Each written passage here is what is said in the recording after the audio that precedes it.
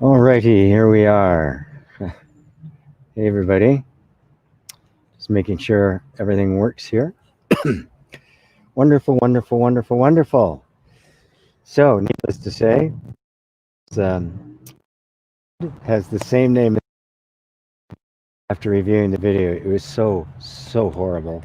I couldn't, in good conscience, let it out there. The quality was just so bad. So, I I deleted it both off of Facebook and off. Um, so um, so we're back. So I thought I'd try it again. I have no idea if the um, let's get you back to where you're supposed to be. I have no idea if the uh, the discourse will come out in the same way that it did yesterday, but we'll do our best. Jeez, it's all messed up now. Let me get it closer to my head. Tighten in this. Maybe time to replace this mic. It's getting a little worn as well. Just as long as everyone can hear me, okay. So, the Row Your Boat Sutra. Um, I don't know how old you were, but I know I was pretty old, well into my spiritual, hopefully it turns the other way,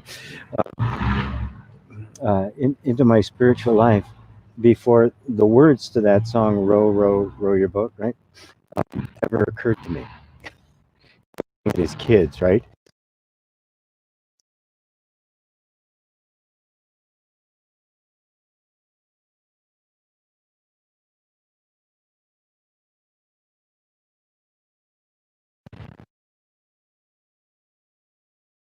Merrily, merrily, merrily, merrily, life is but a dream. Life is but a dream.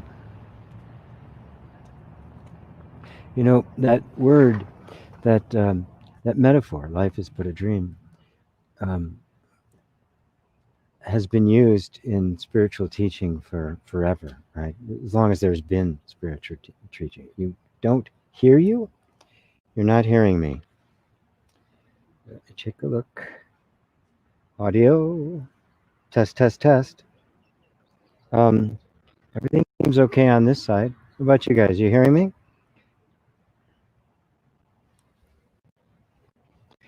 I'm. Oh, it's okay. Okay. Thank you. I caught it. I caught it this time. Um, yeah, it's even clipping a little bit. Power is good. Yeah, I don't know what happened because it's been connected, right? Um, all right. Good, good, good, good, good. I don't know what happened. Could cut out on that side because I saw no evidence of it cutting out here. Nonetheless, let's go back to life is but a dream. Uh, what does that mean? Life is but a dream. Well, you know, in our day and age, we live in a very mental, very materialistic state of mind. Our modern world, especially in the West, is extremely materialistic. And I don't just mean, you know, the greedy stuff, give me a lot of stuff. I don't just mean that. I mean that the whole view of the world is that it is nothing but matter. You are nothing but a bundle of material processes. And when these processes end, you end. And before they started, you didn't exist. Consciousness is an artifact. And I've actually heard biologists say unnecessary artifact. An artifact, you know, a side effect of something else that doesn't really have any meaning or value in and of itself. It's a leftover. It just kind of happened, right? The most important and significant thing in a person's life, which is just the awareness of having existence is reduced to absolute meaninglessness. So life is not a dream. Life is a material function.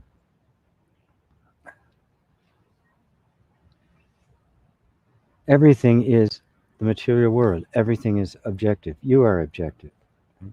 Which means this is a very nihilistic approach. People accuse non-duality of being nihilistic. My goodness.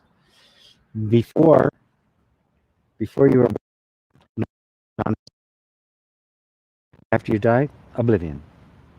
End of story. And so the sum total of your life is that, like that little dash on your gravestone.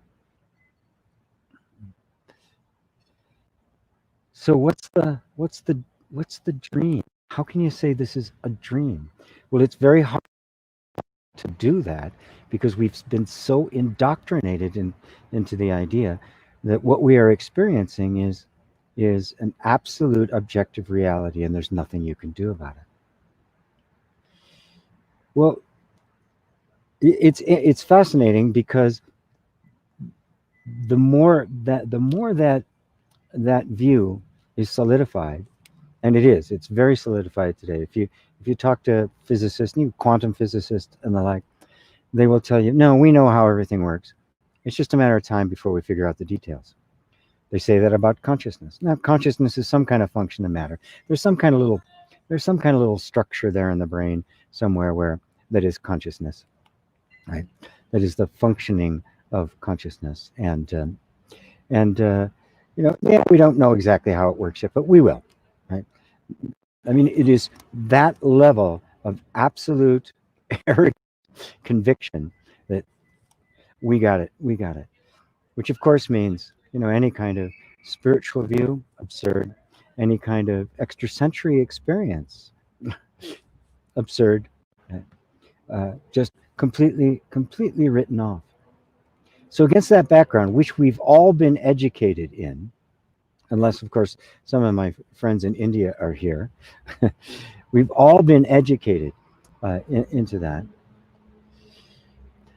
creates in us a habitual way of thinking that when something like this pops up about, no, consciousness is something else, and existence isn't purely material, and our experience is more dreamlike than objective, it has a hard time getting in. When I was 17 years old, I had the first experience where I suddenly became aware that I could not, with any degree of certainty, say that what I was experiencing as the world around me existed independently from my perception of it. It stunned me.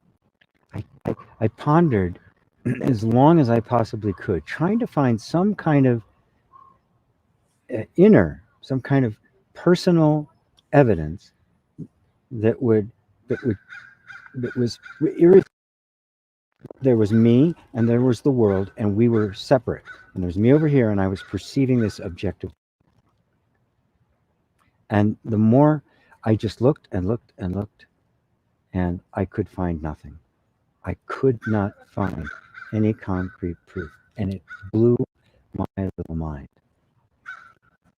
I could not see any difference between what I was experiencing here and a dream at night, except for the content.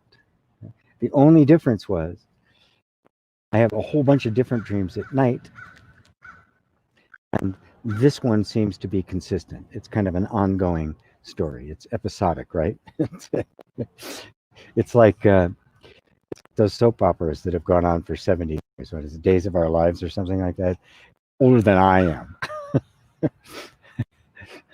It's very, very funny. I haven't seen any comments in a while. I just want to make sure. Please tell me if you guys are still seeing me and hearing me, or if or if something has gone wrong. I'm getting no indication of it on this end.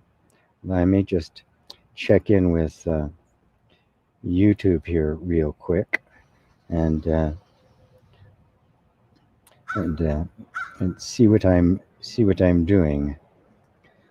Anybody anybody say something?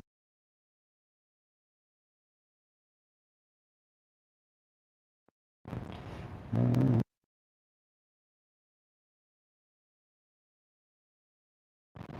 Anybody say something to me? Appears as though I'm still here. Good so far. Okay. Anybody say something? Thank you. Thank you. Still seeing and hearing me. Good. Yeah, you guys have just gotten really quiet. Yeah, and not a lot of people have joined, which is unusual. Um, so what I ran into, I was young, right? I ran into that. Right? The habitual way in which I and everybody else thought about it, and the fact that I had no criteria by which. And here we are, 61 years, no, 51 years later, and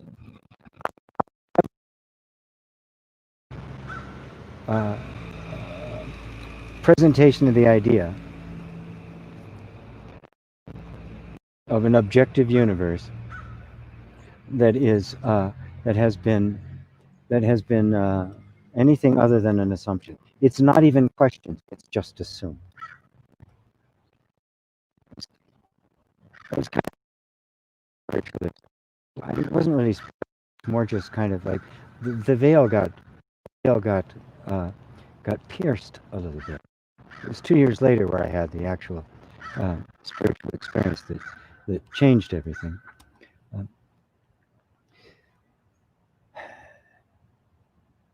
but just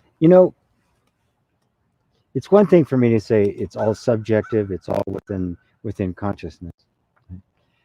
If I could just plant the doubt in people's minds about their our assumption about the nature of ourselves and the universe, and really invite people into a contemplation, a deep existential, nuanced, subtle contemplation of our own experiences and a willingness to challenge our own assumptions.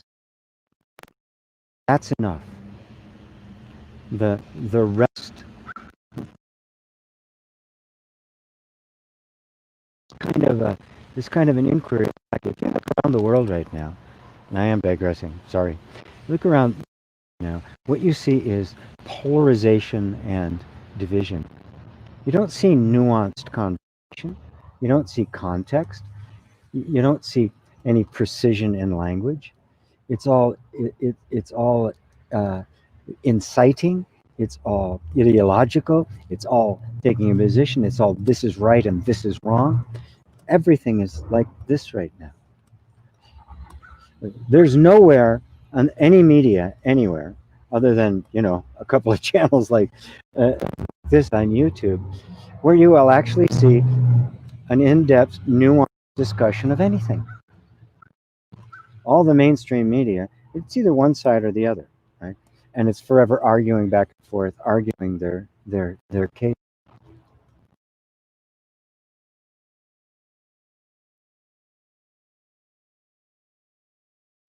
Get people to critical intelligence.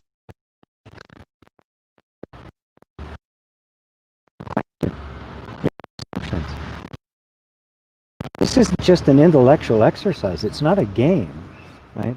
Because don't forget what you believe to be true. The moment you believe it, your life forms around it. It it governs your perceptions. It governs the way you perceive things. And therefore governs your experiences. All your experiences will be interpreted through this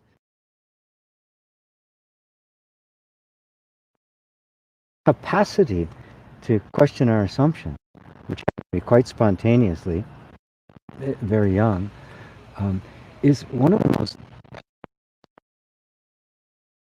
capacity to turn our attention on ourselves and our own sound is going off and on and off. I have no idea why. Everything is working absolutely perfectly. I'm in a place of a good connection. Very frustrating. And I've got no indication of it here. This is what's exact. Because usually if something happens with the sound, I know about it here. If it's like technical, something I'm dealing with, it tells me right away. All good here. So, off and on. I'll tell you what, I'll stop talking. Let's just do a little meditation. Because that's not as much talking anyway. How's that?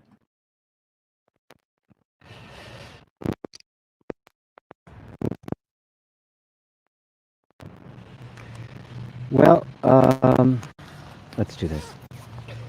Maybe this mic does need to be replaced. Let me grab one of my funky old ones.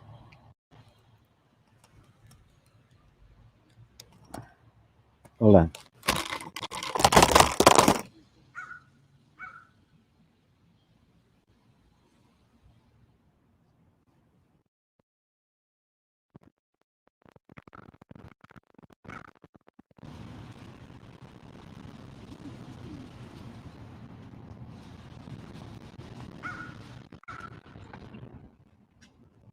Okay.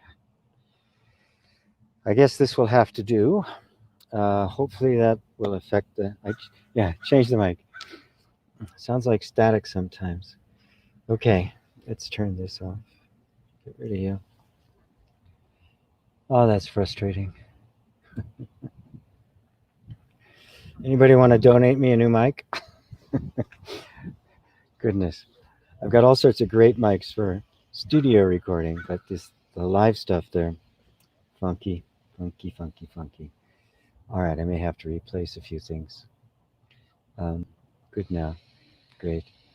All right, let's just do a little meditation and forget about all of that, everything else. For some reason, the universe does not want me to talk about the dream. Life is but a dream. Okay, I get it. I'm good. So close your eyes. Let's just let all of it go now, as long as you can hear me. Let's just let all of it go.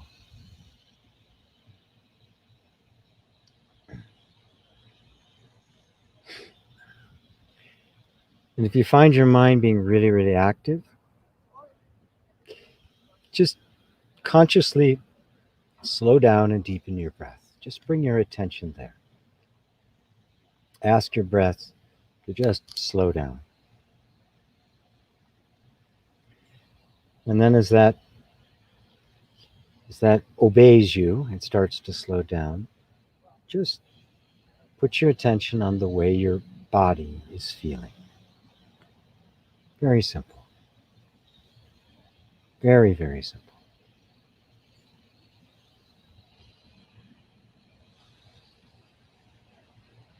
And it naturally brings your attention away from the thinking, which for most of us, for all of us, is repetitive and not all that useful.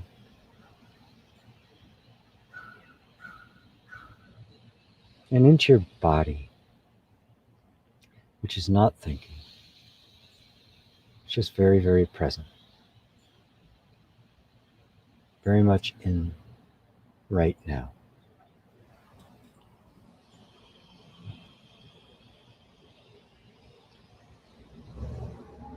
And notice as you're doing that, your body, as it's really just being allowed to be as it is in this moment, it tends to just kind of calm down.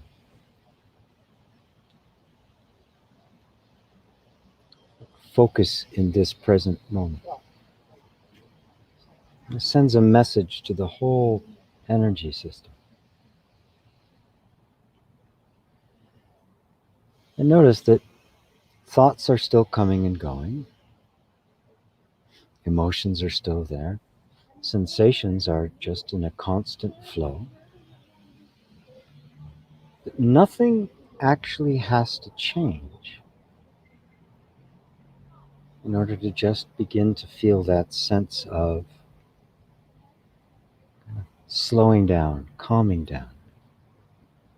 You might even call it peace, stillness. Sim- Simply by a shift in the focus of attention.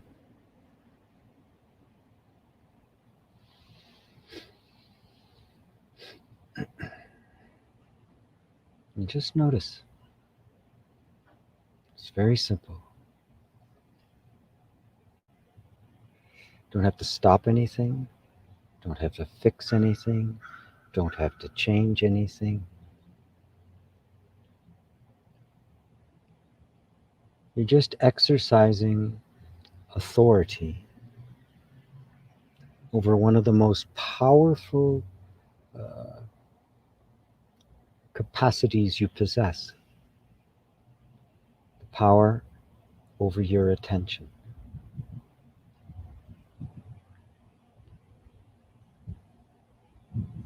What becomes center stage in that spotlight that is attention?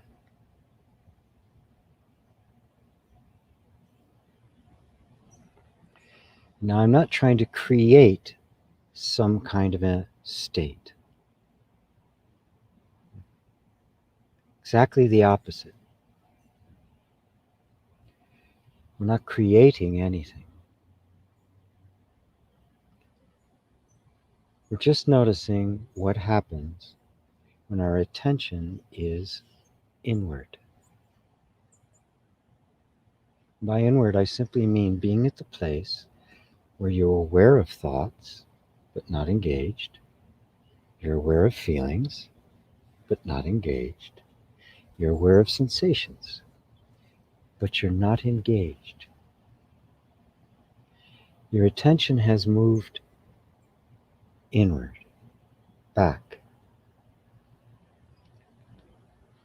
It's as if you've stepped behind the lens of perception. And in front of that lens is all your experience. But you're now aware consciously of where you are. Your attention is now taking in the one to whom attention is reporting.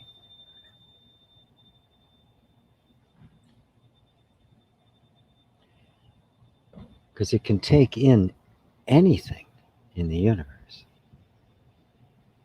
But there's only one place it can report to.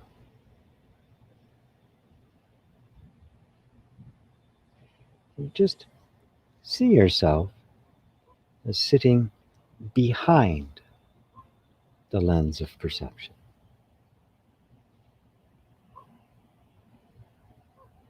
And it is just a lens, which means it can't take in everything at once. So it has to focus on this or that.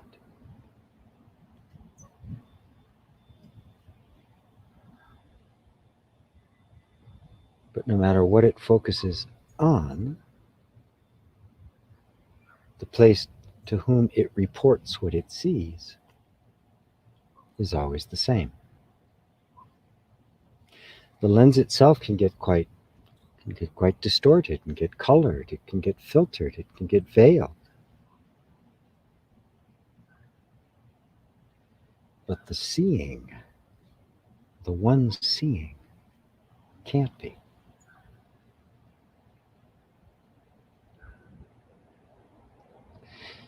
And so focus of attention and perception determine the character and quality of experience at any moment. You are always one step removed from them. You are always prior to perception.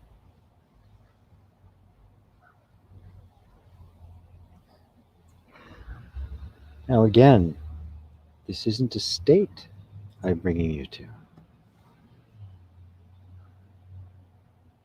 You're seeing something that is objectively true.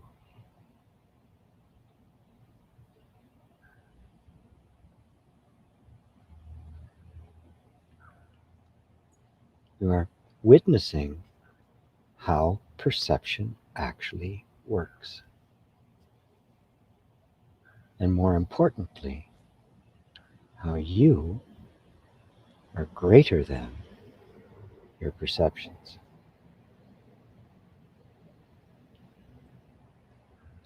Now, if a perception gets labeled as true and becomes a belief, attention will tend to stick there. It won't want to veer away. And so our beliefs really limit our capacity to know, to experience, to feel. They limit life.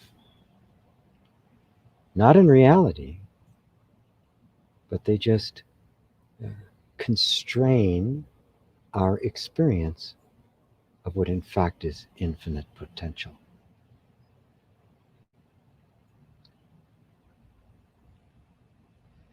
In all of these meditations, I continue to point out this is not imaginary. This is not a visualization. This is not an affirmation.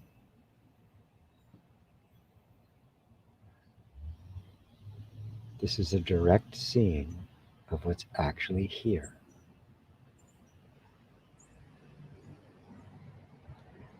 That's why it's called self-inquiry.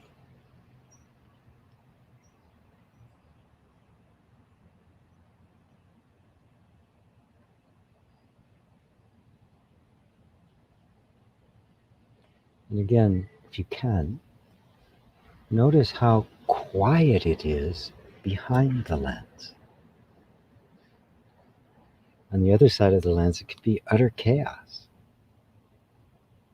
But on this side of the lens, where you are, isn't it quiet? Peaceful? Effortless?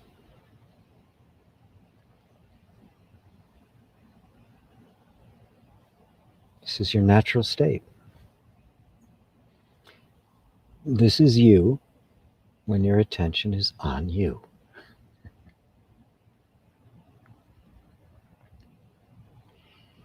This is also self-awareness,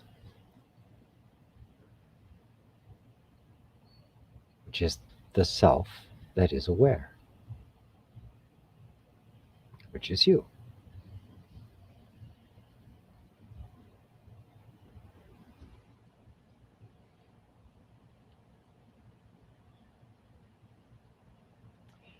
So, even as we begin to come back from the meditation, as I always point out at the end, the only thing that happens is that we open up attention to take in more of experience. We're turning attention around again towards experience, the world, thoughts, feelings, and sensations. We're opening up the lens of perception, but we're always on this side of it. You never leave here. This is one of the great discoveries. You never leave here, and you never have. So, take a deep breath, everyone. And if you can open your eyes and let other experience in. Just let me say hi to everybody. Rosario in Spain and Robert Goldberg in Nevada, following me for about 3 years. Thank you. Robbie in Romania, Crispin in Switzerland. Hello, Lisa. Daryl from Maryland. P.S. Hey, P.S. Dorte. Hello from Denmark. You loved yesterday. Crispin, we don't. Oh, there's where the sound went out. Benjamin, oh Ben, so good to hear you. Good to hear you. See you here, telling as always, John in Ireland. Kuhulika, I'd really like to learn about your life story, GP. Well, not now, okay? I've not lived a monochromatic life, let's put it that way. I have done a lot of things, had a lot of experiences, and they've culminated in this this old guy with white hair sitting in a park, talking to a machine, talking and to nobody. It's great. Daryl, hello, Daryl. Maura, hi G. Maura from beautiful Goderich, Canada. Hello, you beautiful souls. Many blessings. Welcome, welcome, welcome, Dorothy. Okay, there's when the sound got messed up completely. Again, crackling. Change the mic. And sounds good now. Great. Hi, Shani. Good to see you. Good to see you. And Dorte, thank you for meditation. Clear pointers. Good. Hey, Patricia. So I am more than willing to hang out here for a little bit and answer some questions, if you have any, or just kind of entertain comments about the meditation. I'm ready to just kind of surrender to the technology gods. For some reason, something goes wrong every single time. So I surrender. Robbie, I know this sounds cheesy, but could you give some advice for someone looking for passion purpose? Something that they will love to do and work on, but it's not clear what that is. Thank you. Well, it's not cheesy. There's no such thing as a human being that doesn't want to feel as if their life matters, that what they're doing matters, right?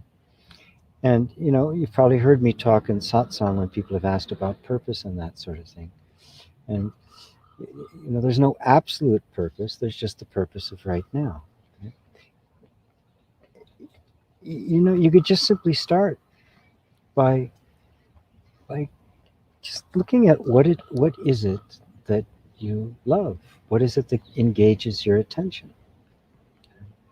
Now, if you're talking about something like looking for life purpose, life's work, right? The way in which I'm going to make money, that can be very, very confusing, and you really need to keep those two separate. Right? Because there's a natural tendency, especially in our modern materialistic world, that the moment there's something I really like to do, immediately it's like, well, will it make a living? Can I afford it? How's it going to work? Right? There's all this, how this, which just kills the spirit of it. Right? Don't be concerned if you don't have some great passion for something. You like this, right? You like listening to me, right? Not because you just want to hear the sound of my voice. I don't think you'd want to listen to me read from a phone book. It's the character of the ideas and the pointers that I'm delivering to you. That turns you on to a certain extent, doesn't it? Well, there's an indication. It's got to be something we're just naturally drawn to. Right? You can't force those kinds of things, right? Like you can't force the kid. You can force a kid to play a musical instrument, but you can't force them to like it, right? They're either going to pick it up and just fall in love with it, or they're not, right? I started playing music when I fell in love with it. I just couldn't get enough.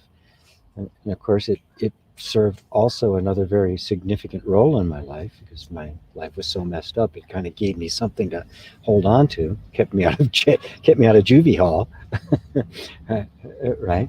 But both of my sons, I taught my youngest son drums. I taught my older son flute.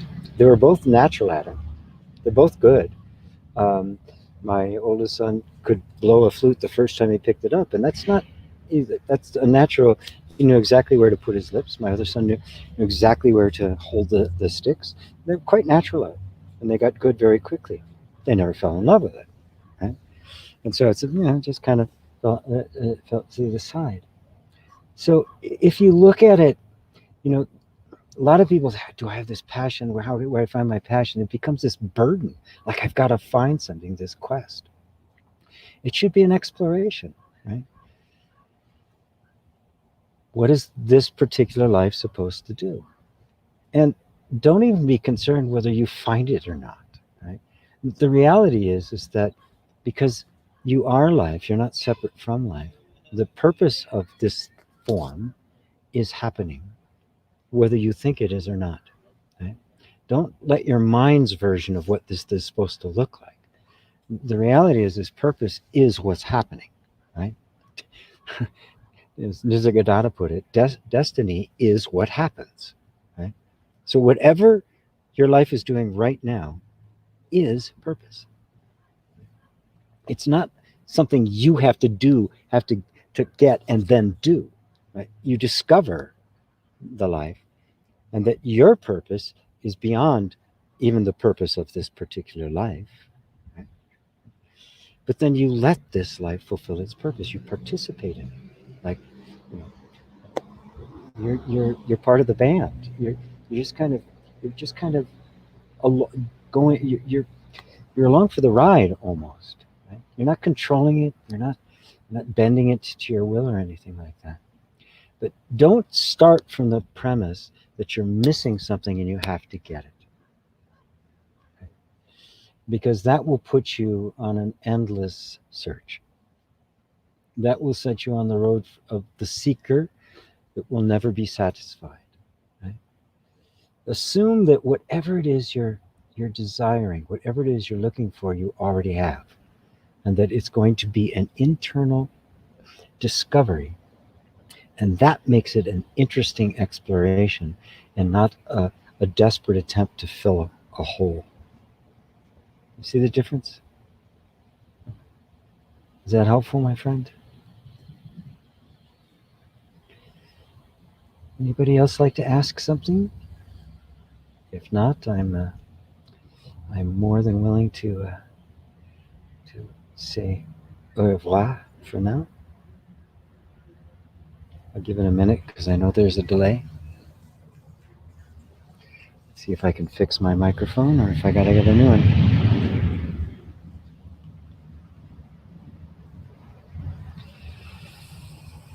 Hmm.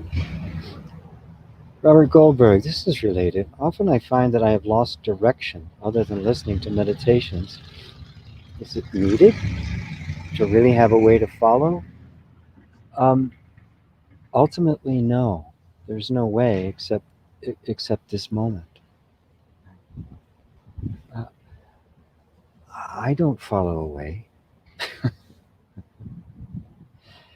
If it's the meditations you're drawn to, what it really means is you are being drawn more deeply into yourself. That's what these meditations are about, right? And everybody says you got to have a direction, you got to have purpose in life, you got to have goals, set goals, and all that kind of stuff. And well, it's not really necessary. Right? We're here to harmonize with the natural flow of life and recognize that you are life and you are the source of life. Consciousness. Without consciousness, could there be life? Well, yeah, it would be going on. I said, but if there's nobody there to see it, we can only assume. Back to my original experience at 17, we assume that something is going on out there. It's almost like thinking your dreams at night are still going on now, and then when I start dreaming, I actually see them. No, they come and go. I don't know anything outside of my perception. I don't know anything outside of consciousness. So it to me it's completely rational, and the only reasonable explanation is that without consciousness nothing exists. And the idea that it does is also being perceived by consciousness, right? So the loss of direction, no, it's the loss of the mind's version of direction. You can't lose direction. Life has a natural flow. Your life has been flowing. That that never depended upon you agreeing with it or harming or anything. It's just been what's happening. Right?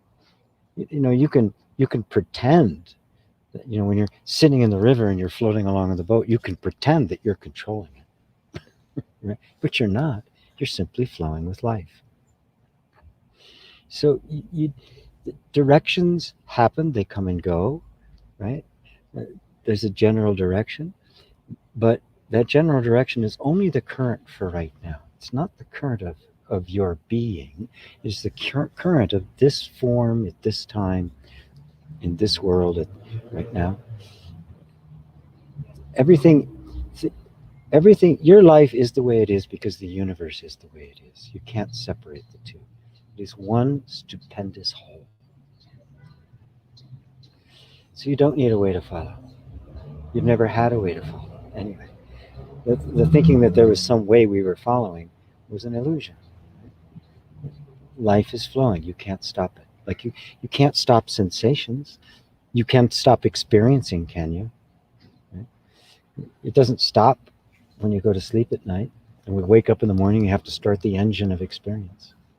It's flowing. Is that answered for you, Robert? Robbie says, thank you. Needed to hear that. I really made the exploration in a desperate seeking and almost a heavy obligation where joy is out the window. Yep, that's what it costs. That's the whole, success, the programs for success and massive action and set goals and achievement and all of that. You got to find your purpose, and it's burdensome, right? Just know yourself. The rest takes care of itself. Who are you? What could be greater than simply knowing who you are? To know who you are knows what you like, what you care about, what you're into, right? Covers everything. And then passions can come and go. I was very passionate about music at one time. Oh my God, I ate, slept, and drank it. I'm not now. So my passion for life, every now and then, the desire to write some music or put something together comes up. I do it, and then I let go. Right now, it's more. I'm much more. I'm much more having much more fun doing this and satsang. It's not a burden. If that ever became a burden where I had to do it, I wouldn't do it anymore. I'm that kind of a rebel. The moment I have to do it, I don't want to do it. Right? So it just kind of happens. But will this last forever? No, nothing does. So everything will shift. So thanks, Robbie. John, whatever got me here will get me home. Yes, you're welcome, John. Yeah, Rumi. It's from Rumi. The power that brought me here must bring me home. So beautiful. Himank, should you make yourself content with present and not just keep focusing on the hopefully better future? I always find myself getting lost visualizing a better tomorrow and a better me while meditating. Yes, and that's very interesting because, I mean, that's kind of in line with the whole visualization and realizing your dreams and all of that kind of stuff, which is, it's okay. It's not bad. Um, don't you love the bells? They're real bells too. There's a lot of churches that have speakers with bell recordings. These are real bells. I love this place. Um, but you could see a flaw in your question, Hima. You're saying Should I make myself content with the present? You can't make yourself content with the present. You can't just manipulate the mind into another place. If you do, it's really just benevolent hypnotism. I mean, you're not really accomplishing everything. You want to discover that the present is where you actually want to be. Now, when you're focusing on a better future, right, it means that you're comparing now with an imagined future, and that comparison makes now unacceptable, right? Which means you're discontent and suffering now and will remain that way until this future is attained. So, whatever it takes, and of course, your life will then be dedicated to trying to attain it because our lives are always dedicated to finding happiness. So, this is my happiness. I don't have it now. So, what happens if you were to just be in this present moment and not compare it to anything else? The moment you compare now with something else, you have created lack. You've created suffering, discontent, dissatisfaction. How? By comparing now to something else. No comparison, no suffering. Don't compare it to the past, right? Because it's this unique moment. Don't compare it to the future. Right? Now, if a desire arises, and it's natural, the mind is always, the creative aspect of ourselves, reflected in the mind, is always on to the next thing, improving and all that. There's nothing wrong with that. That's how we grow and progress and evolve. Right?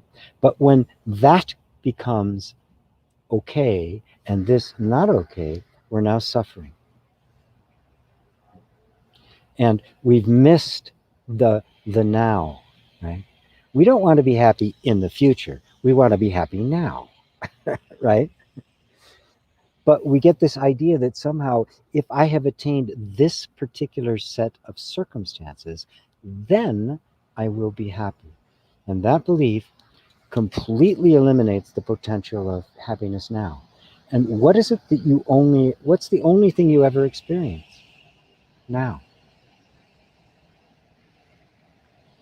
Do you want to be happy now or later? And even if you look at it from the point of view of, manifestation, law of attraction, and all that sort of stuff, they always tell you to find the feeling now, and the feeling now will determine what gets experienced later. You can't make a mansion out of metal tubes and canvas. You have to make it out of the right material. You can't make a happy future out of a miserable present. You need to be in this moment, right here and right now. And this moment, if you do not compare it to any other moment, you find there's absolutely nothing wrong with it. It's perfect. What else could it be? This is exactly the way it's supposed to be. How do I know it's what's supposed to be happening? Because it's happening. Simple as that. And I have an argument with right now, and that argument is fed by me comparing it to either a better past or a better future. Right? Be here without thinking. That's it. Without the thought something's wrong, nothing's wrong. You don't need the thought that nothing's wrong.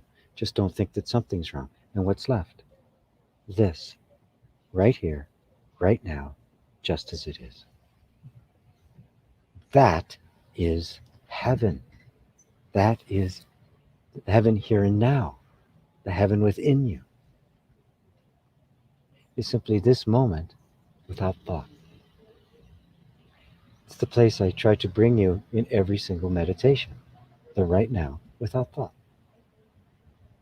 So when the idea or a desire for something in the future comes up, you don't have to fight it. Oh, go away, go away. Don't do that either. Because now you're fighting, because it's there in the now. But don't use it as a comparison to the now. If you don't do that, the energy of the the perfection, of the wonder and the mystery and the beauty of right now will, of course, manifest itself in forms, one form after another. It may even look like this dream that you have, this wonderful idea of the future. But let that future be a manifestation of now, right? And not the condemnation of now. How's that? Thank you, Himang. Penny, good morning to you. Lori Zuniga in New Jersey. Hi, Lori. Are you new? Obviously, I've seen the word Lori before, but Zuniga seems new. That seems, I'm not sure I've seen that before. Anyway, any other questions or comments? Robbie, you can't make a happy future from a miserable now. So profound yet so painfully obvious. Yes, if you want to make a gold statue, you need gold, not clay.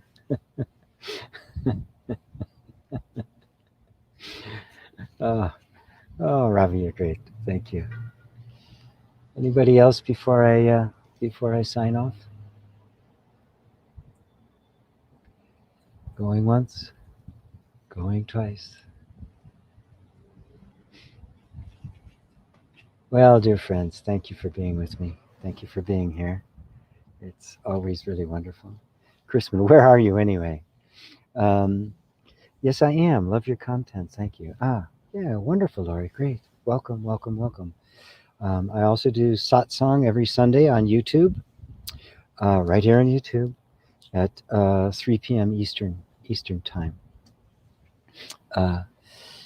Just every week. You know, these meditations are sporadic. I try to do several of them a week, but certain times gets busy. But it's usually around this time. So please join in. And if you haven't liked and subscribed on YouTube, please do. That way you'll get notified when I go live. And I do try to get it up like a half an hour before I'm going to go live. Where are you anyways? Asked Crispin. I am in Santa Fe, New Mexico.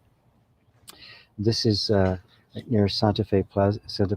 This is the old part of town, the historic part of town. And that behind me is the Cathedral of St. Francis of Assisi, which you've heard me quote a lot. Yeah, it's just this beautiful park right next to it, and a block away is the Santa Fe Plaza, which is also a famous place. Just a really beautiful, quiet place, especially these days, because normally this place is just loaded with tourists, especially on weekends. But these days, the amount of tourism, of course, down. So Truth Loops, hello, Robert. Great talk. Thanks very much. You're welcome. Thank you for these live talks. This is Robbie. Thank you. John, thanks. Thanks to you all. Thank you, thank you, thank you, thank you. St. Francis, wonderful. Yeah, indeed. It's a beautiful, beautiful temple with real bells. Yeah. Hi, Sue. Wonderful to see you too. Oh, so good. So good. All right, everybody. Love you all. Thank you. Namaste.